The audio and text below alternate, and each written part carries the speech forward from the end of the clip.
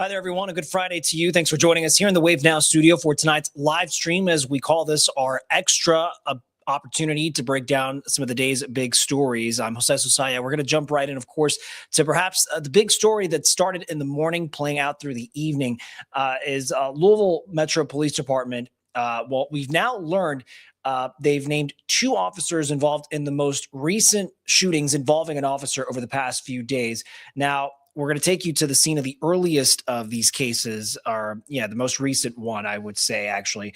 So the officer who shot during this case of road rage on Bardstown Road just this morning, Officer Nicholas Fisher, he's been on the force since 2023. Fisher, a patrol officer in LMPD's 5th Division. His personnel files as information provided to us by the department, 8 letters of commendation, no discipline. So again, taking you back to that location at the scene, this happened around 12:30 this morning near the Gardner Lane Shopping Center. Officer Fisher had another driver pull over when he saw this road rage play out. Those 2 people shot at each other, but Officer Fisher fired 2. One of the drivers was shot in the arms, but it is still unclear if Officer Fisher's bullet hit him. This other driver involved took off. Now, in the same release, we know LMPD also shared the name of an officer who shot a man on West Chestnut Street just yesterday, Officer John Heisler. He was first hired in 2019, rehired in 2021. He's worked in the 1st Division the last 4 years. His file, as LMPD shared this public information, 45 letters of commendation and 1 reprimand. Now, in this case, this was a shooting back around 23rd and West Chestnut because there was a shot spotter alerting police there was gunfire. Police found a man they thought was the suspect, chased him to a nearby backyard. Officer Heisler told the man, raise his hands multiple times, but the suspect only showed one. And then the suspect told Officer Heisler, according to LMPD, he had a weapon, then reached for his waistband, and that's when the officer reportedly shot him. He's still receiving critical care at our last check of the hospital. Now, you can read much more of our, detailed coverage, and we can kind of break down more of the timeline perhaps on wave3.com. So I would encourage you, if you wanted to read up on some of that. And it's, more time we can get into it for the newscast at 11, but just to give you the context there. And we do expect in these 2 newer cases that we're going to get the body camera footage of what happened in those moments, and that should happen in the next couple of weeks. Moving on to some more big stories, as trying to reset the camera here. So this is the case of a man who was convicted of killing a father and daughter, but his conviction was overturned. And ever since, prosecutors have been trying to put Kevon Lawless back on trial a 3rd time. But today we learned there's another delay because Lawless still does not have an attorney. Lawless told a judge he thought his family hired someone. He just did not know who, and no family members spoke up in the courtroom when this was being checked. The prosecutor is saying she contacted the previous attorney and had not heard from anybody, and that prosecutor saying that she had not heard from anybody else either about who would represent Lawless, and he's not requested a public defender at this point. The judge setting another status hearing for January 5th, so next month. But this case dates back to August of 2020. Brandon Waddles and his little 3-year-old girl, Trinity Randolph, were shot and killed back on Callard Avenue. A jury back then, or the most recent jury involved, found Kevon Lawless guilty of 2 counts of murder and 1st-degree burglary, but that was also 3 years ago, 2022. So Lawless was sentenced to life without parole, but his attorneys asked for a mistrial after the jury learned from media reporting that a witness who was brought up to the stand, Evan Ross, had been arrested for perjury. And just a couple months ago, this October, the Kentucky Supreme Court saying in a decision that the trial court made an error by denying Lawless's motion for a mistrial and then sent this case back to Jefferson County to then try again, as it were. Again, now to more updates, as we're covering a lot of ground tonight, and another sort of a legal decision here. But a federal appeals court ruling Brett Hankison can be given bail as he appeals his conviction in the Breonna Taylor-related case. That means he could be out of jail soon. We're waiting to corroborate, see if that is the case. But Hankison was found previously guilty of violating her rights for blindly firing into that apartment, the major story back in 2020. None of Hankison's 10 bullets hit Taylor. Hankison appealed the verdict and his prison sentence, but after those appeals failed, he just started serving a 33-month sentence in October. A federal judge ruling Hankison should be allowed bail, or the federal appeals court, I should say, ruling that he should be allowed bail, saying the case presents substantial questions and that Hankison is neither a flight risk nor a danger to the community in the judges and the appeals court's decision there.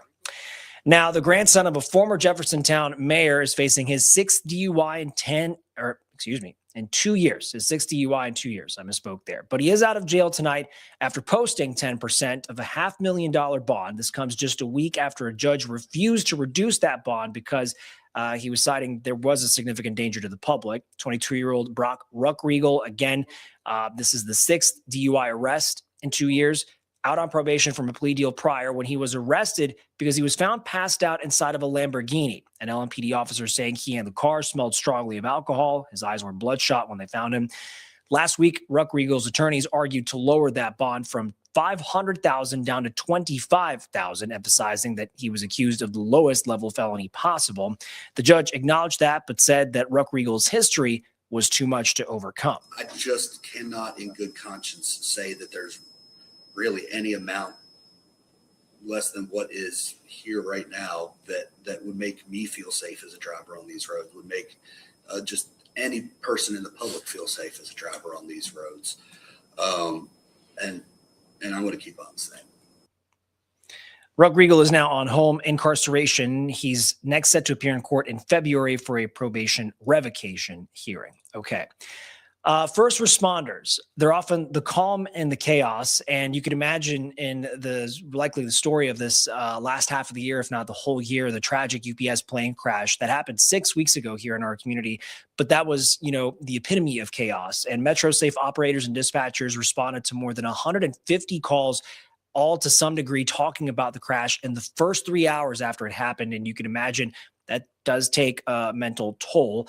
Again, they received, though, a total of 1,422 calls the first 3 hours after the plane crash.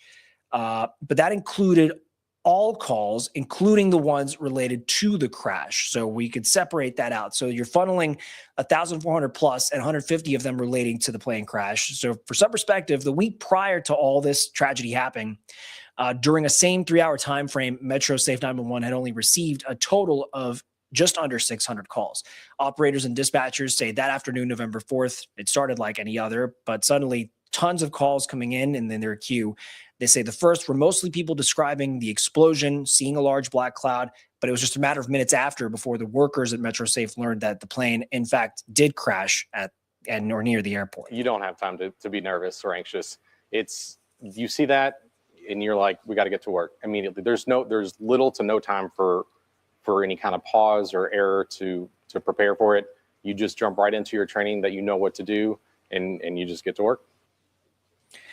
And so the supervisor says he was also taking calls from the NTSB and the FAA. He says they were looking for any information and answers that they could then report out to Capitol Hill. So there was the chain of command and communication in that regard. MetroSafe says the busiest minute of that afternoon for them was 5:14 p.m., 57 calls coming in at once to 911. And on an average day, a 911 operator just on their own will handle between 100 to 115 calls during an entire 12-hour shift. So here you're talking just about a jam-packed 3 hours for people just either reporting the chaos or B, reaching out to 911 and MetroSafe, hoping someone could come help them in this pinch. In another story update that the Wave News reporting team has followed up with, and this was a family confirming to us the identity of their loved one who was murdered. It's hard to put into words what a parent feels when they lose a child. And over the course of our careers and what we do here at Wave News and reporting, we talk to too many of these parents. They say the grief is incomparable. There's nothing like it. That the parents simply just don't move on, especially if their child was taken from them in such a violent manner. This was the case 6 days ago when a young man was shot and killed inside his car in the Algonquin neighborhood on South 10th Street. His family identifying him to us as 25-year-old Kalen Hinkle. Well, tonight, his mother wants answers to what happened on this dead-end street in the middle of a Saturday afternoon. People who knew and loved Hinkle say they can't imagine why someone would do this to him. Tonight, through her tears, his mom tells Wave News reporter David Mattingly that she is simply just pleading to someone to help her. He was amazing. That's what he was. From the words of his heartbroken mother, Kalen Hinkle was a kind and gentle giant. He was a happy-go-lucky person. He never did no wrong to nobody. He was full of life. He was full of joy. Beloved by his family, Kalen's mother calls him her angel, a big man with a big smile, big personality, and most of all, a big compassionate heart. But like more than 100 people before him in 2025, Kalen Hinkle fell victim to the city's relentless gun violence. He was found in his car on a dead-end road, shot multiple times, and left to die. He was full of life. I don't understand. I don't understand why a person would take him from us so soon. He was 25 years old. 25 years old. I don't understand. Dee Hickman says her son had moved to Ohio, where he held 3 jobs, and he only recently came home to visit. 6 days after his death, we find her struggling with grief. She wears her son's necklace and the ID badge from when he worked at U of L Hospital, and she frequently looks at his name, tattooed on her wrist when he was born, expressing confidence someone listening to her painful story will come forward with information to catch a killer. Yes, I do. And I think that because my son, he's a higher power now. He was an angel anyway, but now that he's looking down, yes, I do.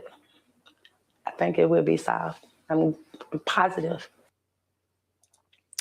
So mother holding on to hope through unimaginable grief. Like so many before them, Kalen Hinkle's family has had to go online to try to crowdsource some funds to help pay for his funeral, which they say they've set that dollar mark. And as for the investigation, we have checked with LMPD. Right now, they tell us there is nothing new that they can share as far as finding who in this case would have murdered Hinkle. And certainly we'll follow this case as it develops.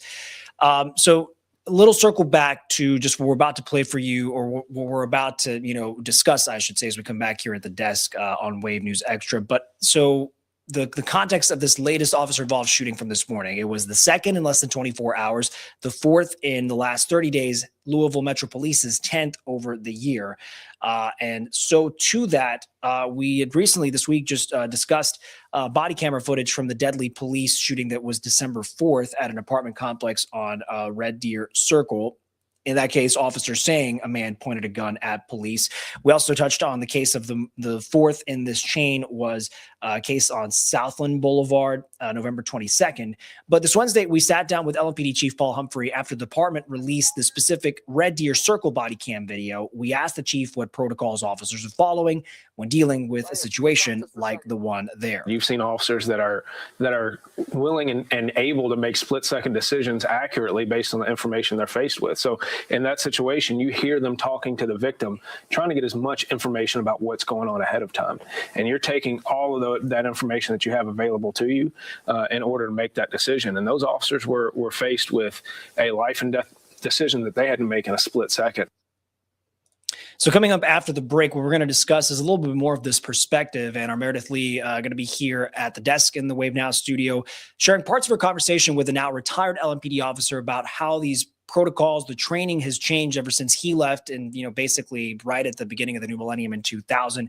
But just understanding a little bit more of the insight of what the training entails, what this kind of decision making process is, the trauma that they'll endure, at a level, whether it is a deadly shooting or not, and just how it still all is kind of rooted. He says that things have gotten more transparent and more accountable. So something we're going to discuss a little more in depth as we reset.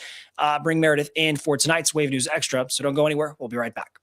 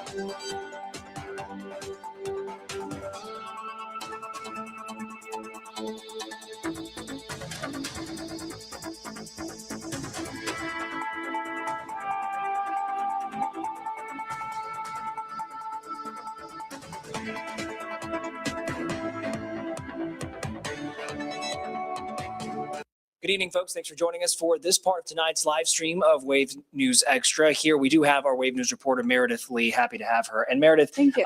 In the context, of course, we're going to probably follow this, quite closely to see, any implications, because it's been sort of, we can call it the pattern, but it's just establishing here we are 24 hours removed from another officer involved shooting for LMPD, and obviously our team out reporting into this latest one from earlier today, but it's been the fourth in the past 30 days, 10th overall this year for Louisville Metro Police. But what you're sharing with us tonight, and obviously you're going to go share your longer report at 11, but walk us through a pretty interesting conversation you had with a former LMPD officer, and he's bringing some historical perspective and actually some real life experience, because he's someone who could speak to having to make a pretty split second consequential decision when you're out on the job and trying to assess these threats and having to use their weapons. So walk us through perhaps he went through some training, but that's not to say that this training from back 20-ish years ago is exactly the same as it is now in 2025. Right. So for the viewers, I spoke with Deshaun Johnson. He's a retired LMPD officer whose last year at the department was in 2001. So a lot has changed since then, and we did cover some of those changes that have come for LMPD's protocol and some of their investigations that happen after the fact of an officer-involved shooting situation, such as we've seen. He says, first of all, that gun violence is not new. We've seen instances pretty much for as long as guns have been accessible to the public, but that occurrence has become more common, more frequent, as the access to guns has also become more widespread. And that's why officers really have to stay trained, and police departments have to respond with updated protocol and constantly evaluating that protocol to make sure it matches the needs of how they can best protect and defend the public. It's really a lot for the officer to identify the threat. You got to understand, all this is happening in a matter of seconds. Is he pointing the gun at me? Do I have cover? Can I talk him down from my cover position? Am I exposed? Do I not have cover? And if he fires at me when he raises his weapon, do I have a chance to return fire? And through this conversation, he really put me in his shoes of what that training is preparing you for. What are the questions that you're asking while you're out responding to a call? Risk assessment is a critical part of that response. Being aware of how many officers you're with, from the formation that you might be approaching the situation from, and how the suspect is responding to any of the orders of dropping your weapon. Are they able to be de-escalated? All of these things also happen within a matter of seconds. But if that opportunity for de-escalation is there before it requires physical intervention, whether that be through a physical act or from firing off an officer's own weapon, getting up to that point, if the de-escalation is possible, that can extend that seconds-long timeline. And it doesn't sound like much, but it can mean anything. Just a couple more seconds, maybe even a minute. And that's sort of as much as possible, Meredith, to empower officers in those positions, and a repetition of the training is what kind of makes this all second nature. I was, interested in sort of wanting to hear you explain insight from former Officer Johnson. And he mentioned, and you were doing your own, you're reporting on this, that there's actually some devices and tools nowadays that, it's a very complicated, nuanced thing, but there are ways that they can very easily identify the levels of threat. And there's some acronyms and some devices that, at least, for the viewers out there, they may not hear this all the time, but there are newer methods to assess these kinds of threats when you're dealing with someone who might have a gun, right? Right. So that last soundbite that we heard from Johnson, he was just giving an example of when you're in that seconds-long standoff, that those might be some of the questions that you ask.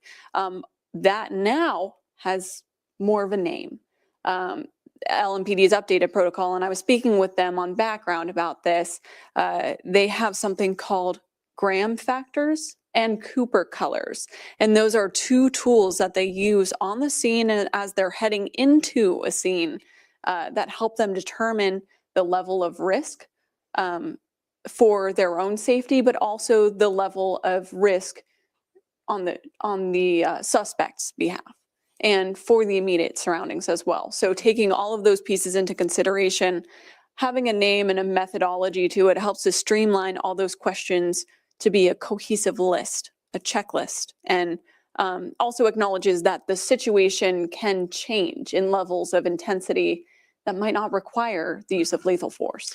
And to that point then too, Meredith, how the officer and no situation is exactly the same. Each one is going to be unique. And it, you know, that the pressure then on the weight of the decision on the officers to say, you know, to what degree can I de-escalate? Can I even do that based on, you know, everything that I'm trying to process? You know, Officer Johnson, I know you learn in your reporting, he's been in that situation where he felt he had no choice but to use his weapon and fire it to, you know, the phrase being neutralize the threat, but you're shooting at a suspect to make sure they're not harming anybody else or the officer. He has also been shot by a suspect. Right. So really acknowledging the vast range of outcomes that can happen from a situation, the range of circumstances that can all play into how does this situation develop and how do you make that choice? He says, whatever that choice is, they have to be sure it's right. And whether it's right or whether it's not, you have to live with it. And sometimes that means making the difficult choice to fire your weapon before you get shot at. In some situations, you have to fire first. If someone points a weapon at you, you have to believe, and most officers probably believe that that suspect is going to fire that weapon. And so you must protect yourself as an officer also. Because again, these can be life or death situations. And that is something that officers are aware of, and that's aided in hopefully aided by those tools in place. And perhaps, you know, for the viewing audience, of course, you know, and they'll hear the stories. It's often the things, you know, we dedicate so many resources to try to understand, you know, and it's not that it's their job to necessarily root out the causes of all this, because that gets into, you know, bigger policy issues that of course we can do some reporting on. But to say that also, you know, Officer Johnson, you know, having a relationship and attachment and experience with LMPD. LMPD work does not work in a vacuum, and you know, departments have updated their protocols across the country. He also understands, though, as we have over time, that we've hit certain, you know, benchmarks because of historical events that, you know, might, for lack of a better word, you know, it can change a relationship a community has with its police force, and what they're demanding now is an opportunity perhaps to win back some of that trust. We could point back to years like 2020 and other prior cases. And but to say that, you know, how Officer Johnson might describe as far as these protocols are concerned, that, you know, over the course of time, they've been taking it seriously, relying on science and research, and trying to be as the key word that'll come to mind is transparent as possible, right? Yes, and accountable as well. That means not only accountable to their actions on a scene, but accountable to the public that they are in place to serve and defend. It is an obligation of the department to be transparent with the public about what they're doing and also how they're improving and adapting to changing circumstances, not just in that isolated situation, but also in an overall environment. Again, speaking about the frequency of these high-risk situations and the widespread problem of gun violence. How are they reacting? And they also have to be accountable to their own officers, making sure that they are taken care of and able to be reliable. That shows how the department is trying to get better with public trust. It's shown through body cams. It's shown through investigations. It's shown through transparency. Again, you hear that word there. And of course, and I know you probably did touch on these points too, where nowadays we know much more about the protocol involving, they're going to release the body camera video at some point, and they put officers on paid leave, and they're going to follow a ordered, set of instructions and directions because, in theory, internally they're going to investigate, and an officer, their hope is, while they're waiting, that they can come back, but you do also go through a bit of an experience that affects your body and your ability to do your job after having to probably use your weapon. It's, you're prepared to do so, but that doesn't mean it doesn't affect you somehow physically, right? Yeah, in my conversation with Johnson, he said that it was a life-changing event. It changes you forever, whether or not you make that decision to pull the trigger, whether or not it might kill the suspect. You live with that memory of being in that situation, and it does carry trauma. So part of LMPD's updated protocol in the year since 2001 includes that while those officers are on paid leave, after the investigations wrap up, the administrative review and the criminal review that are standard procedure after every officer involved shooting, the officers must undergo psychological evaluation to make sure that they are ready to come back to serve. And they also may require additional training, whether that be remedial training, if they maybe made the wrong call or could have improved in a space, or whether that be just a refresher to make sure that they are staying on the right track. It's, it's so much more to, parse and get into the granularities. I know, it could be a continued conversation with Officer Johnson, with LMPD leadership, with anybody else who's involved. But needless to say, appreciate you taking the time to break this down, Meredith, and not just here, but of course, we're going to share Meredith's original reporting tonight on Wave News at 11. And as a reminder, Meredith and the rest of the Wave News team accessible. If there's stories that matter to you, you want us to look into them, you can reach out to Meredith. So real quick, what are those avenues that folks can connect with you, Meredith? Of course, you can always reach out to me by email if you have a news tip or story idea. That's meredith.lee, L-E-A, at wave3.com. I'm also available by social media. You can message me on Facebook. That's Meredith Lee. You'll see my page there. I'm also available through Instagram and TikTok, where I'm trying to work on putting some actual some of my actual reporting on that platform. Right now it's more silly videos, but we at Wave are now transitioning into making sure that our content is viewable across whatever platform you're on. Call it a New Year's resolution. That's what I was looking for. It's like maybe not the biggest resolution, but somewhere in there just to start incorporate ways to connect with you all on TikTok. Maybe that's somehow we make sure the simulcast, because we've yet to add TikTok to the simulcast for Wave News Extra, but new year offers new opportunities. I'd say. I'm the worst at posting, but I am always lurking. So you can find me. I'm there. Excellent. Well, thank you, Meredith. Again, make sure to join us tonight at 11. In the meantime, we're going to take a quick break just to reset to talk about more stories on our live stream here in the Wave Now studio. Don't go anywhere. We'll be right back.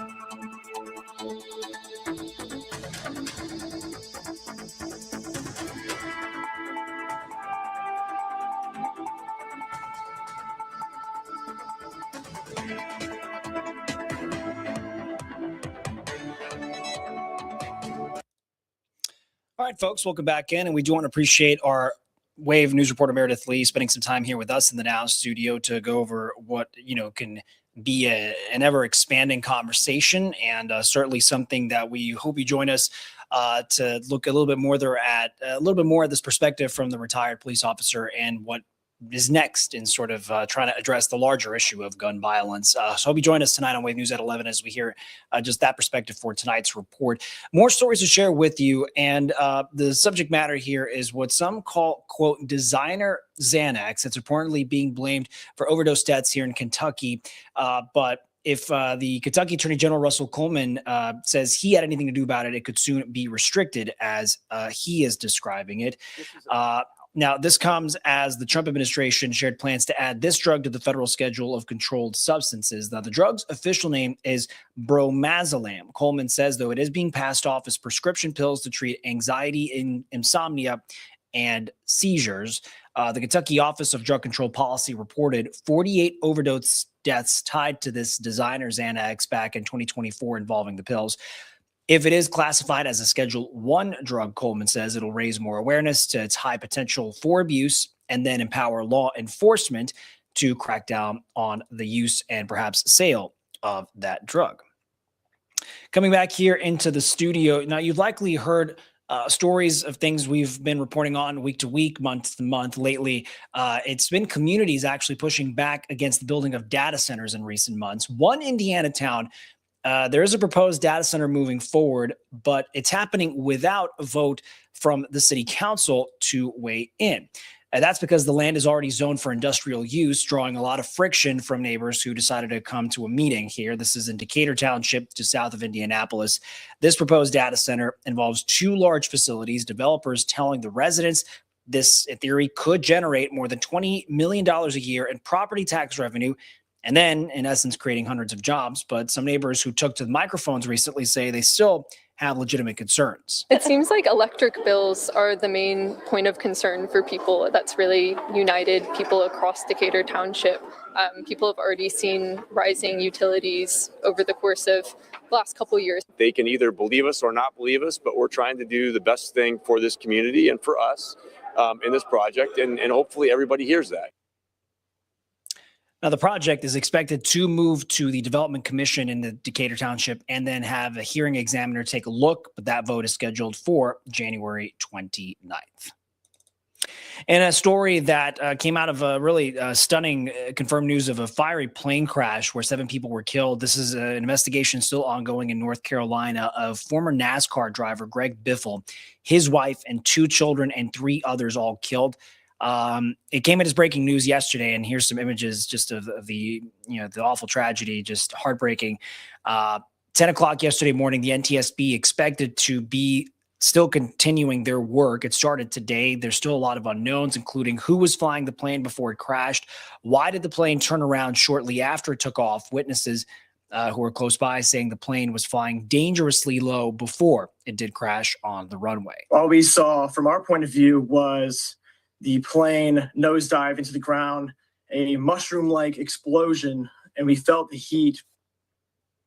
Aside from his NASCAR career, Biffle was also known for humanitarian work and helping with hurricane relief efforts.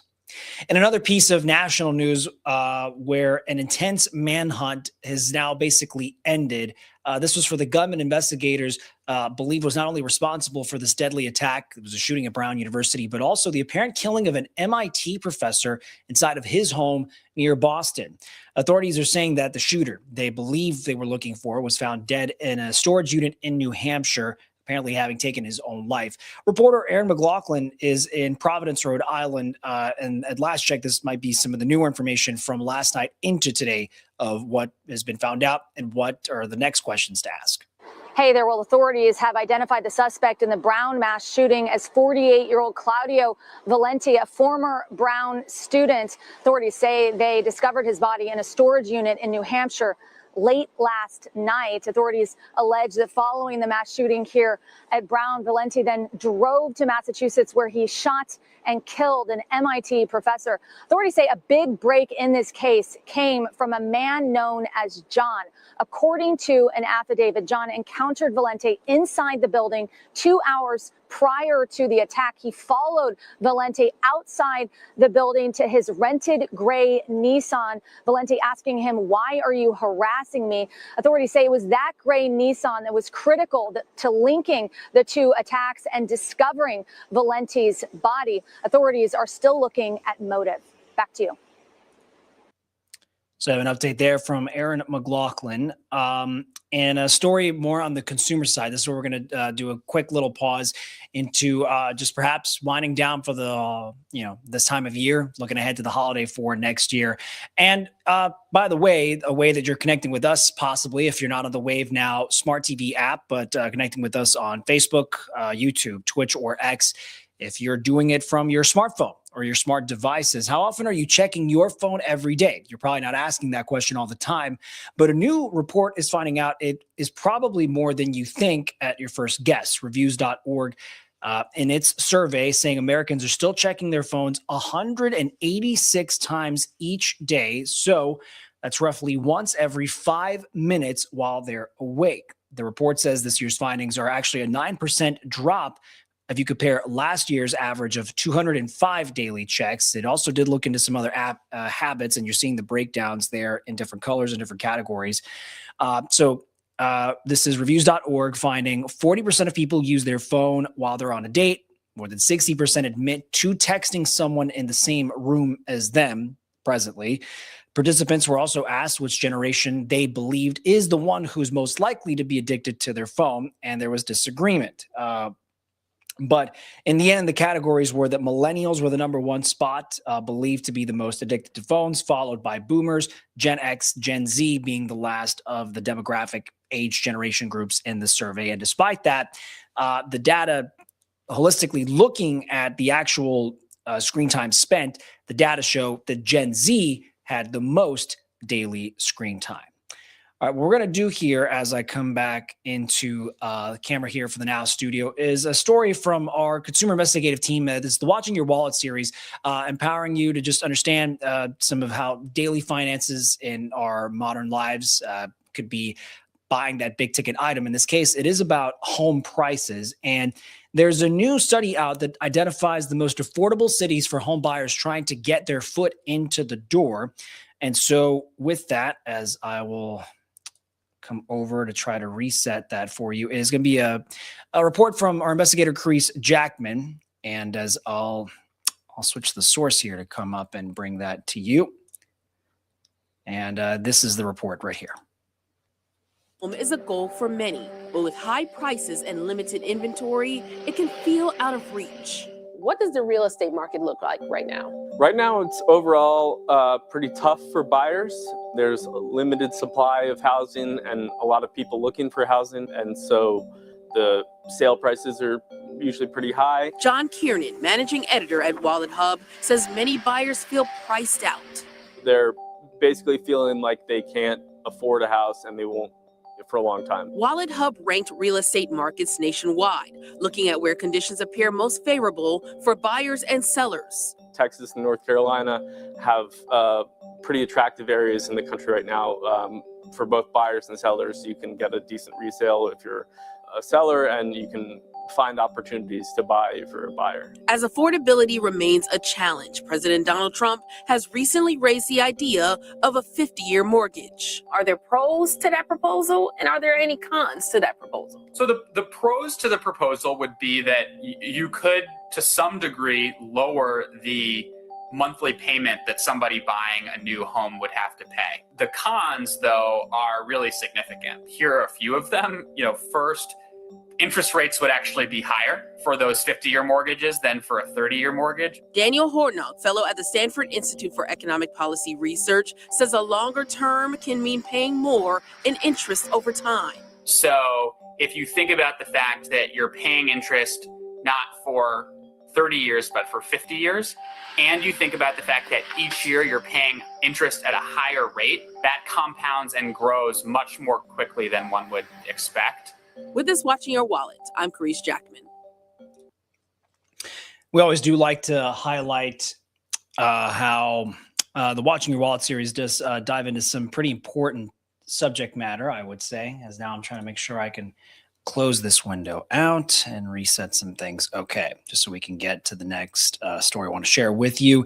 And by the way, this is all access to investigations, original reporting that you can find on wave3.com. And you can toggle the settings when you download the free apps. And this is the kind of thing that can be sent to your phone if you want to make sure you get this information, process it how you will, and apply it to your daily lives for sure. The last thing we're going to touch on is a way to give back to folks who might be in need in our community this time of year with the gift of blood. And the American Red Cross says during the holidays, they themselves are in a bit of a pinch when it comes to blood donations. Winter weather might convince folks it's too unpleasant, too cold, too windy, just not at all conducive to wanting to come outside. And so that results in a decline in donations for the month. So in response, they want to hold a holiday hero blood drive. So this is going to be at the UAW Union Hall on Fern Valley Road. It is next Monday, the 22nd. They're going to continue it Tuesday, December 23rd. The window to come by is from 10 in the morning to 4 in the afternoon. And as a thanks for giving blood, donors are going to get, let's see, there's a list here, a Red Cross t-shirt and a Broaster chicken dinner while supplies last. And remember, a blood donation can save up to 3 lives. A reminder that this is one of the best sources to get the latest up-to-date news at your fingertips, including just recent updates from this afternoon. We're talking this granting of an appeal for Brett Hankerson as he was serving his prison sentence. Our original reporting and stories spanning right there at the very top. You can scroll down, all there for you to double check. Thanks to our digital team here at Wave News. We're going to round things out. Oh, come back and reset some of that. And it is 8:50, and we do invite you to make sure to join us tonight. There's probably some college football action going on, but we're going to have much more to break down for you. The big stories of the day, our original investigations, what to look forward to next. By the way, on this weekend where we're not talking about freezing temperatures, thankfully, but the storm tracking team going to break down step by step what to expect, short, mid, and long term. Hope you join us with Chief Meteorologist Kevin Harnett and all of that it entails, talking about sports as well. That's going to do it for us here in the Wave Now studio. I'm Jose Sosaya. We will see you back here next week. Enjoy the weekend, folks. See you soon.